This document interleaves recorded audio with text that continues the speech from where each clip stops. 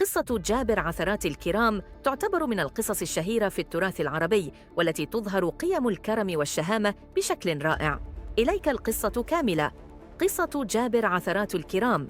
في قديم الزمان كان هناك رجل من قبيلة الطائي يدعى من الحسن بن سهل، وكان هذا الرجل معروفاً بكرمه وأخلاقه العالية. لقد سمع الناس عنه وعن جوده، ولكن الأقدار لم تكن رحيمة به. ففي يوم من الأيام تعرض الحسن لأزمة مالية شديدة، خسر فيها ماله وأملاكه، ولم يبق له شيء سوى سمعته الطيبة.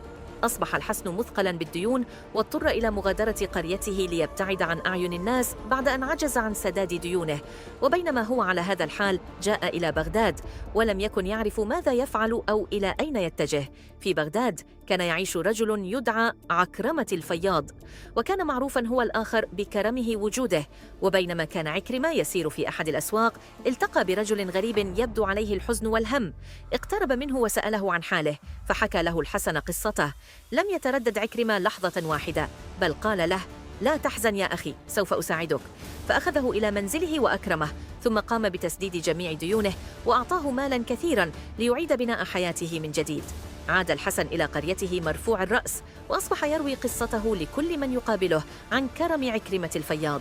لم يكن يعلم أحد عن هذا العمل العظيم، إلا أن سمعته بدأت تنتشر في الأرجاء، وبدأ الناس يطلقون على عكرمة لقب جابر عثرات الكرام. مرت السنوات وتبدلت الأحوال، وذات يوم تعرض عكرمة الفياض لأزمة مالية مشابهة لتلك التي مر بها الحسن. وعندما علم الحسن بما حدث لعكرمة قرر أن يرد له الجميل، فجاء إليه وسدد عنه ديونه، وأعطاه مالا ليعود إلى سابق عهده. أعضى الخاتمة. تعلمنا هذه القصة أن الكرم والشهامة لا تضيع أبداً، فالأعمال الطيبة تعود إلى صاحبها، والناس الكرام دائماً ما يجدون من يعينهم في أوقات الشدة. قصة جابر عثرات الكرام هي تذكير لنا بأن نكون دائماً عوناً لمن يحتاج، وأن نساعد الآخرين دون انتظار مقابل. هذه القصة تحمل في طياتها معاني